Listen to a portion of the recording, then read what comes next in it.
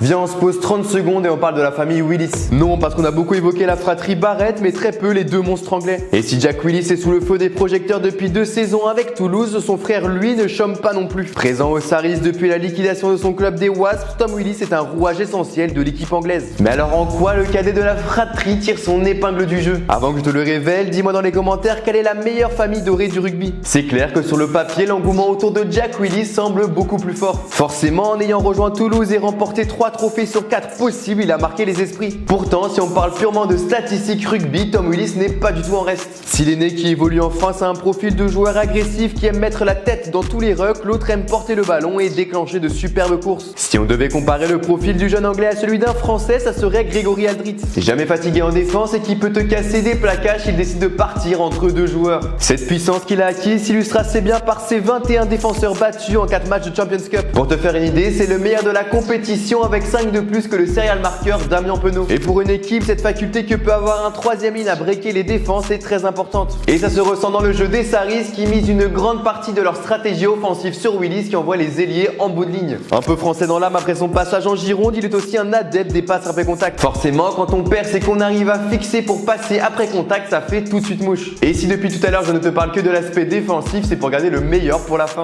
En plus d'être un véritable bulldozer en attaque, Tom Willis est un plaqueur acharné. Meilleur plaqueur de la Champions Cup, il devance tous ses adversaires d'au moins 10 plaquages. Un abattage défensif qu'il réalise à la perfection car il est à 91% de réussite dans cet exercice. Cette activité permet aux Sarries de se réorganiser et de souffler lors de longs temps de jeu. Enfin bref, Tom Willis est un concentré de talent qui n'attend que d'exploser à l'international. Encore inconnu du tournoi des 6 nations, il devrait sauf cataclysme jouer ses premiers matchs en février. Forcément, quand tu performes autant en Angleterre, le sélectionneur ne peut pas se priver d'un tel talent. Et c'est à ce moment-là qu'on pense à une troisième ligne avec les deux frères Willis et au vacarme que ça pourrait créer. Les deux profils aussi différents que complémentaires pourraient faire un ravage à l'international. Mais pour nous, Français, c'est une bonne nouvelle car nous n'aurons jamais à affronter ces deux monstres ensemble. À part si la fédération anglaise décide de revoir ses règles de sélection pour récupérer Jack Willis. Ce qui est sûr, c'est qu'on a affaire à deux monstres du rugby qui risquent de marquer de leur empreinte ce sport. Mais alors, penses-tu qu'une troisième ligne avec les deux frères pourrait être une des meilleures du monde? Dis-le moi dans les commentaires et si tu as kiffé, n'hésite pas à t'abonner à Cops Rugby.